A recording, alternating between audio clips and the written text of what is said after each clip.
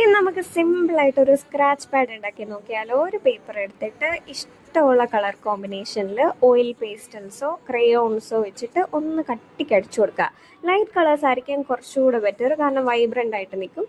എന്നിട്ട് black water colour എടുത്തിട്ട് അത്യാവശ്യം നല്ല രീതിക്കൊന്ന് വെള്ളം മിക്സ് ചെയ്തിട്ട് വേണം അടിച്ചു കൊടുക്കാൻ. എന്ന് വെച്ചാൽ ഒത്തിരി കൂടിയും പോകരുത്, കാരണം ഒത്തിരി കട്ടിക്ക് ആ പെയിൻറ് അടിച്ചു കൊടുത്തു കഴിഞ്ഞാൽ നമുക്ക് സ്ക്രാച്ച് ചെയ്യാൻ കുറച്ച് പാടായിരിക്കും.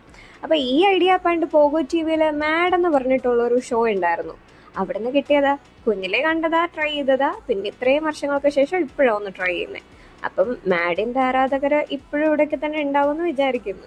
അപ്പോഴത്തേക്ക് നമ്മുടെ സ്ക്രാച്ച് പാഡൊക്കെ ഒന്ന് ഉണങ്ങിയിട്ടുണ്ട്. എന്നിട്ട് ഷാർപ്പായിട്ടുള്ള എന്തെങ്കിലും ഒബ്ജക്റ്റ് എടുത്ത്, അതായത് തീർന്ന പെന്നോ ഇതുപോലെ നൈഫോ എന്തെങ്കിലും എടുത്തിട്ട് ഇഷ്ടമുള്ള ഒരു ഡ്രോയിങ് ഒന്ന് വരച്ചു കൊടുക്കുക. ഇതിൻ്റെ ഏറ്റവും സാറ്റിസ്ഫൈങ് പാർട്ട് എന്ന് പറഞ്ഞാൽ നമ്മൾ ഈ സ്ക്രാച്ച് ചെയ്ത് പോകുമ്പോൾ ഇതുപോലെ വൈബ്രൻ്റ് ആയിട്ട് കളേഴ്സ് മിക്സ് ചെയ്ത് കാണുന്ന.